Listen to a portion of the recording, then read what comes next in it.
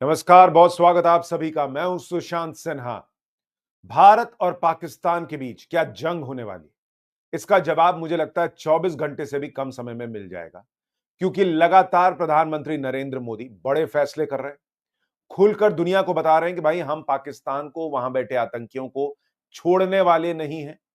और इस बीच पाकिस्तान में जो हो रहा है, पाकिस्तान कैसे आधी रात में पागल हुआ बैठा हुआ है और क्या-क्या वो कर रहा है, कैसे पैनिक मोड में है, दुनिया के सामने गिड़गिड़ा रहा है कि बचा लो।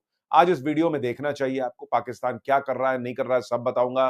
भारत की स्ट्रैटेजी के लेवल पर कि जो बताने लायक स्थिति है वो आपको बताऊंगा, क्योंकि बहुत कुछ जो ऐसी इंफॉर्मेशन है जो नहीं बतानी चाहिए देश हित में, वो आप तक नहीं पहुंचाऊंगा, ये मैं पहले ही कह चुका हूं। लेकिन इससे पहले कि मैं आज का वीडियो शुरू करूं, आपसे एक अपील करना चाहता हूं। क्या इस पूरे दौर में, जब तक ये संकट का समय है, जब तक ये निर्णायक एक्टिविटी या कार्रवाई भारत करने जा रहा है, क्या हम ये भूल सकते हैं कि हम हिंदू, मुस्लिम, सिख, ईसाई क्या हैं? क्या हम ये भूल सकते हैं कि हम भाजपाई, कांग्रेसी, आपीए, सपाई कौन हैं? क्या हम ये भूल सकते हैं कि ब्राह्मण, क्षत्रिय, भूमियार, दलित, हम ये सब भूलकर, हम शिया सुन्नी भूलकर, हम सब कुछ भूलकर क्या सिर्फ भारतीय रह सकते हैं? क्या देश हित में ऐसा कर सकते हैं? मोदी से नफरत को थोड़ी देर साइड रख सकते हैं? अगर आप ऐसा कर सकते हैं तो प्लीज इस वीडियो में अपना नाम लिखकर उसके आगे इंडियन जरूर लिख दीजिए, एक कमेंट कीजिए और एक लाइक हमारे देश के फौजियों के लिए, कि कोई भी सैनिक इस वीडियो को देखे तो उसको पता चले कि कैसे देश आज उनके साथ खड़ा है, क्योंकि हमें पता है कि आप हमारे लिए क्या करने जा रहे हो। मैं भी ये कमेंट जरूर करूंगा, सुशांत इंडियन मैं लिखूंगा कमेंट बॉक्स में।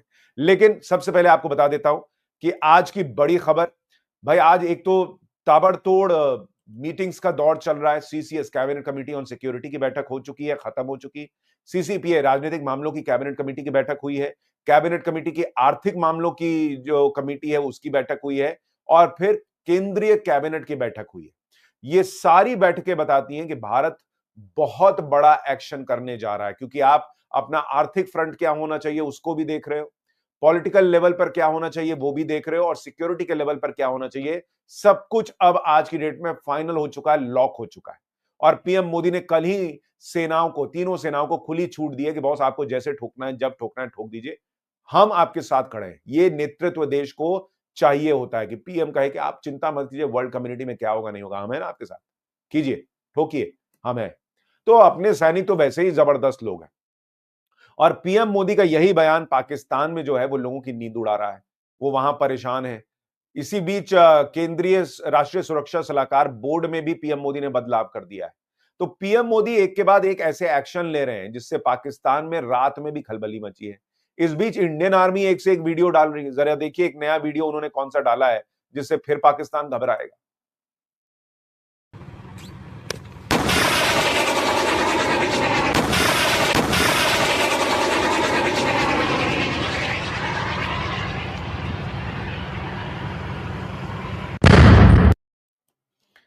तो कैसे प्रिसाइसली भारतीय सेना मार सकती है उसके वीडियो एक एक करके भारतीय सेना डाल रही है। और यहां भारतीय प्रधानमंत्री का जो मजबूत नेतृत्व है वो देश के सामने दिख रहा है, दुनिया के सामने दिख रहा है। और उधर जो पाकिस्तान के प्रधानमंत्री हैं वो भाई साहब अस्पताल में दाखिल हो गए हैं। गुप्त दस्तावेज उनके लीक हो गए। मीडिया रिपोर्ट्स का दावा है कि भाई कहा गया था कि कहीं ये बात लीक नहीं होनी चाहिए, लेकिन वो भाई अस्पताल में बैठा हुआ है। बैठा हुआ नहीं है, लेटा हुआ है, क्योंकि वो बैठने की स्थिति में नहीं है। जो मीडिया रिपोर्ट्स हैं उसमें दावा किया गया है कि शहबाज शरीफ की हालत खराब है, उनको बवासीर हो गया है। सॉरी, किसी की बीमारी पे हंसना नहीं चाहिए, लेकिन नरेंद्र मोदी ने ऐसी हालत कर दी है कि ना उनका पूरा मुल्क बैठ पा रहा है ना खड़ा हो पा रहा है। ये उनके प्रधानमंत्री की हालत है। तो ये बहुत बुरी हालत में है इस वक्त ये लोग। और आप देखिए कितने घबराए हुए। रात के 1:58, ये ट्वीट का जरा टाइम देखिए। रात के 1:58 पर उनका आईएनबी मिनिस्टर है अताउल्ला तरार, वो रात के 2 बजे सोचिए कह रहा है कि मैं एक बहुत जरूरी जो है वो प्रेस कॉन्फ्रेंस करने जा रहा हूं और मेरे पास कुछ क्रेडिबल जानकारी है। रात के 2 बजे इसने प्रेस कॉन्फ्रेंस की है। क्या बोला है सुनिए, फिर मैं आपको बताता हूं कैसे इन लोगों के लूज मोशंस हो रखे हैं। has credible intelligence that India intends carrying out military action against Pakistan in the next 24 to 36 hours on the pretext of baseless and concocted allegations of involvement in the Pahalgam incident. इसने रात के 2 बजे ये press conference की, ये बताने के लिए कि पाकिस्तान के पास इंफॉर्मेशन है कि भारत अगले 24 से 36 घंटे में अटैक कर सकता है। न सिर्फ प्रेस कॉन्फ्रेंस की, बल्कि रात के 3:05 पे यही बात इसने ट्वीट भी की कि भाई भारत ऐसा करने जा रहा है और भारत को इसका खामियाजा भुगतना पड़ेगा वगैरह वगैरह। अब पहले तो बेसिक सवाल यह है कि अगर भारत 24 से 36 घंटे बाद हमला करने वाला है तो भाई रात में 2 बजे प्रेस कॉन्फ्रेंस क्यों की है? सुबह उठ के कर लेते। इतनी आग क्यों लगी थी? दूसरी बात कह रहा हमारे पास क्रेडिबल इंफॉर्मेशन है कि भारत हमला करने वाला है। भाई तुम लोग अंधे गूंगे बहरे हो क्या? समझ में नहीं आती ये बातें क्या तुमको? भाई हमारे प्रधानमंत्री खुल के दुनिया को कह रहे हैं कि भाई हम तो ठोकेंगे, सारी इंफॉर्मेशन है कि हम ठोकेंगे, सबके सामने बोल चुके हैं कि हम तो सजा देंगे, ऐसी सजा देंगे जो कल्पना नहीं की होगी। तो तुम मतलब ऐसे कौन सा ब्रेकिंग न्यूज दे रहे हो कि हमको पता चल गया भारत हमला करने वाला है? मतलब इसमें नया क्या है? भाई हमारे प्रधानमंत्री खुल के कह रहे हैं कि हम ठोकने वाले हैं, हमारे पास क्रेडिबल इंफॉर्मेशन है भारत हमला करने। अरे भाई क्रेडिबल क्या, इससे बड़ा क्रेडिबल क्या होगा? भारतीय प्रधानमंत्री कह रहे हैं कि हम हमला करने वाले हैं, हम तुमको ठोकने वाले हैं, तुम्हारे आतंकियों को ठोकने वाले हैं एक्चुअली। और देखिए इसने बयान भी अंग्रेजी में दिया, पाकिस्तान की आवाम के लिए देता तो हिंदी में देता, अंग्रेजी में दिया। रात के 2 बजे ये पैनिक मोड में इसका जो प्रेस कॉन्फ्रेंस था, ये इसलिए था क्योंकि इसको दुनिया को कहना था कि भाई बचाओ, भारत 24 से 36 घंटे में आ रहा, तुम लोग कर क्या रहे हो? ये वजह थी रात में 2 बजे प्रेस कॉन्फ्रेंस करने की, और कोई वजह नहीं थी। क्योंकि ये सुबह उठ के भी जितना ये लेट करेगा तब तक भारत तो ठोक के चला जाएगा, ये वाली स्थिति है, भारत घुस जाएगा।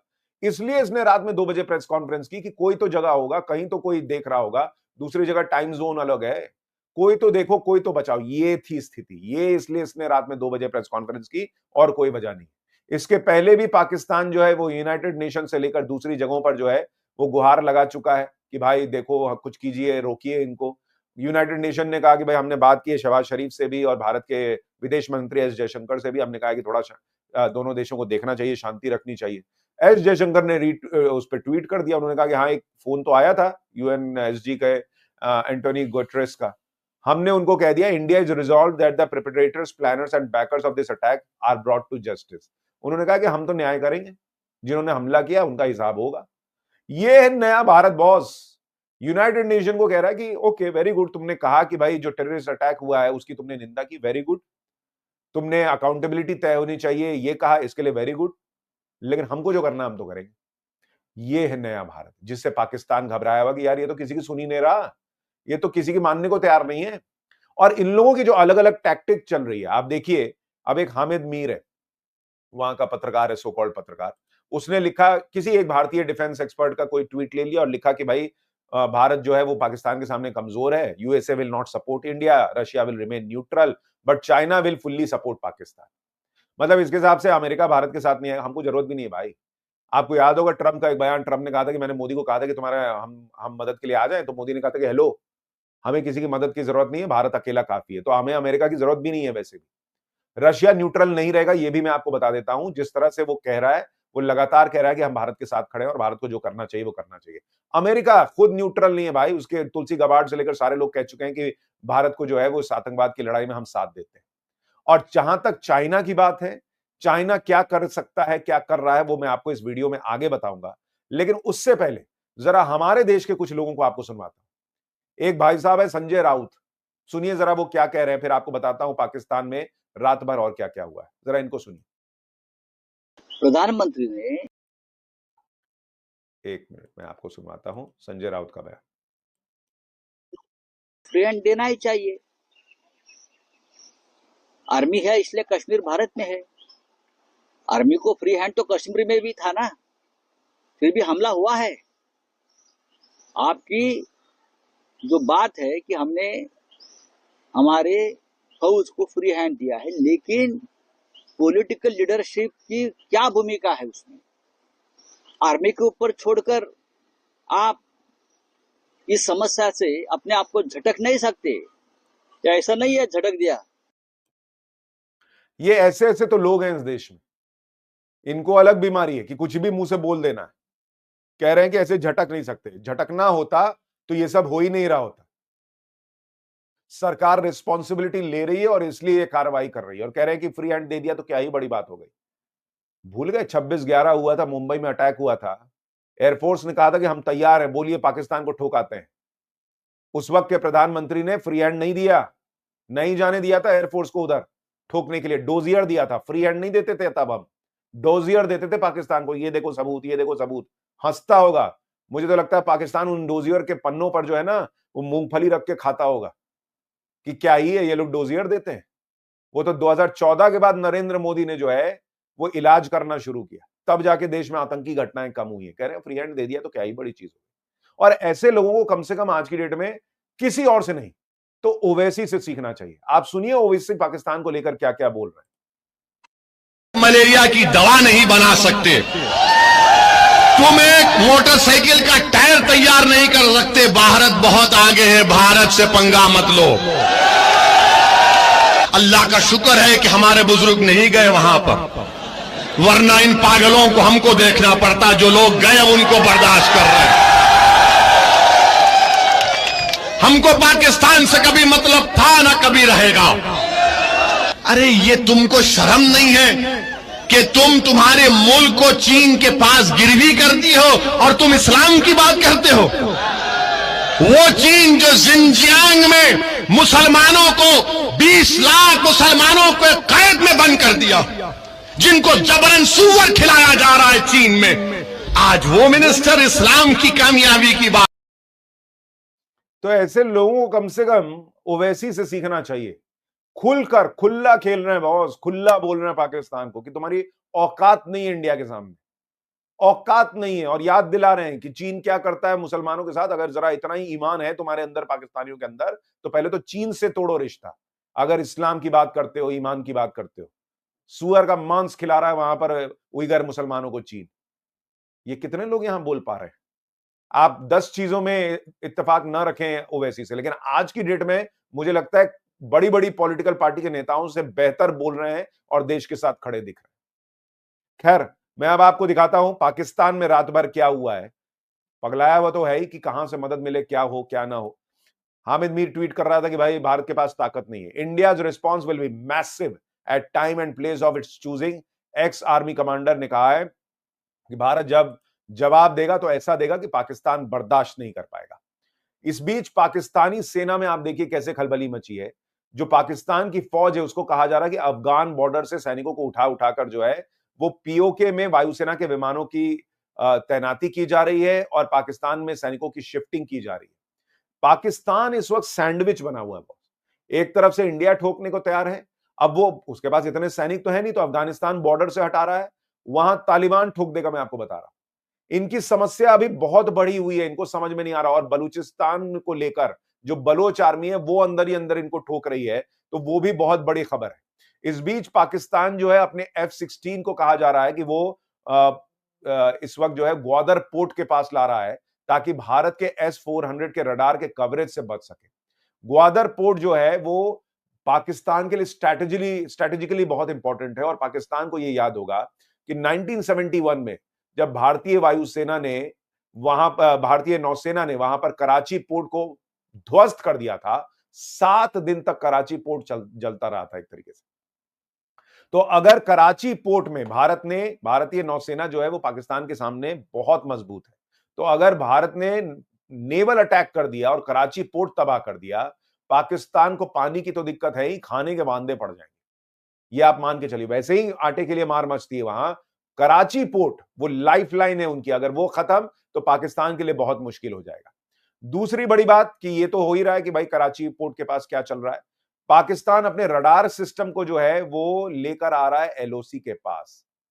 यानी पाकिस्तान को शायद ऐसा लग रहा है कि संभव है कि कश्मीर से एंट्री हो। फिर वो कहता है कि नहीं एक काम करते हैं, उधर पोर्ट की तरफ भी देख लेते हैं।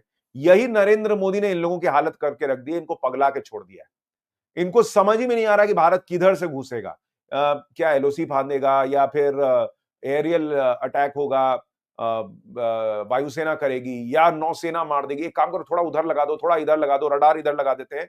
ये इस तरह से पगला के रह गए। बुखार छुड़ा दिया है नरेंद्र मोदी के सिर्फ स्टेटमेंट ने। अभी हमारे सैनिक घुसेंगे तो सोचिए क्या होगा। इस बीच बलूच आर्मी जो है वो इनको अलग ठोक रही है। BLA strikes again in Pakistan, ISI agent killed in पाजनी region, army warned of escalating attacks. मैंने आपको कल भी संकेत दिए थे कि पाकिस्तान के पास समस्या सिर्फ ये नहीं है कि भारत क्या करने वाला है, पाकिस्तान के पास समस्या ये भी है कि अंदर से भी हमला होगा।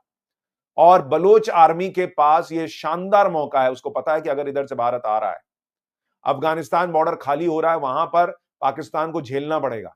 और उसी वक्त बलोच आर्मी ने भी अटैक तेज कर दिया, भाई पाकिस्तान का नक्शा बदल जाएगा, इसके पूरे चांसेस। और इसलिए वो पगलाया हुआ रात में 2 बजे प्रेस कॉन्फ्रेंस कर रहा है कि कोई तो बचाने के लिए। कुछ लोग कह रहे हैं कि भाई ये युद्ध हुआ तो कितने दिन पाकिस्तान टिकेगा। ये पाकिस्तान को भी पता है कि अगर ये युद्ध हुआ, फुल फ्लेजेड वॉर हो गई, तो 40 दिन का असलहा जो है वो भारत के पास मौजूद है, गोला बारूद। 40 दिन लगातार नॉन स्टॉप चलाने पर 40 दिन का गोला बारूद भारत के पास मौजूद है, और पाकिस्तान के पास मात्र 7 दिन का। और इसलिए मैं आपको बता रहा हूं कि पाकिस्तान जो है वो नहीं टिक पाएगा बहुत दिन तक। ये उसके लोगों को भी पता है कि युद्ध अगर 10 दिन चल गया, 12 दिन चल गया, तो पाकिस्तान का नक्शा चेंज होना तय है। इसलिए पाकिस्तान पैनिक में है भाई। ये जो प्रोपेगेंडा हामिद मीर और दूसरे लोग और यहां कुछ लोग कर रहे हैं उनके समर्थन में, शायद वो लोग इस वक्त ये समझ रहे हैं कि एक तो पाकिस्तान का नक्शा बदल जाएगा, और दूसरा भारत में नरेंद्र मोदी ने अगर ये करके दिखा दिया तो जो लोग नरेंद्र मोदी को हरा नहीं पा रहे वो क्या ही कर पाएंगे। लेकिन उनको ये समझ में नहीं आ रहा कि ये पूरा इशू मोदी से बहुत ऊपर का है, ये देश का इशू है। आज आप मोदी के विरोध में कहेंगे कि भाई मत करो, खत्म कर दो, मोदी को माइलेज मिले। अरे भाई मोदी आज नहीं, कल नहीं, परसों नहीं, तरसों नहीं, कभी तो कोई और आएगा।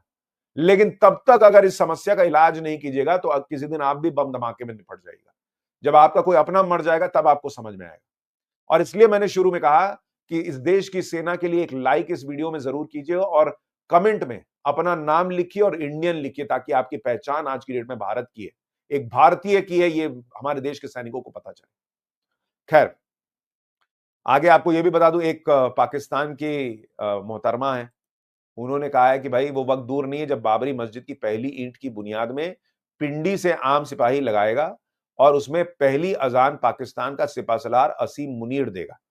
तो ऐसे ख्वाब ये देख सकती हैं, लेकिन इसमें एक चीज हो सकती है कि भारतीय सुप्रीम कोर्ट ने बाबरी मस्जिद के जगह एक दूसरी मस्जिद बनाने के लिए एक जमीन दे रखी है मुस्लिम पक्ष को।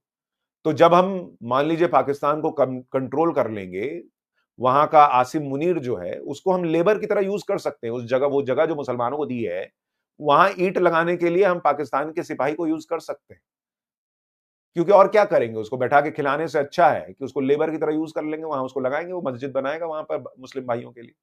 आसिम मुनीर जो है उसको बोलेंगे कि तुम भी लगो, वो वहां पर जो है आसिम मुनीर अजान तो नहीं दे पाएगा, लेकिन हाँ वो कुछ चूना वूना लगा सकता है वहां पे, वहां पेंटिंग वेंटिंग का काम दे देंगे उसको, इतना कर सकते हैं। भाई बंधक बना के रखने से अच्छा है कुछ काम करेगा। देहात जो है ऐसे बैठे बैठे फूल जाता है, बिरयानी कितना खिलाएंगे।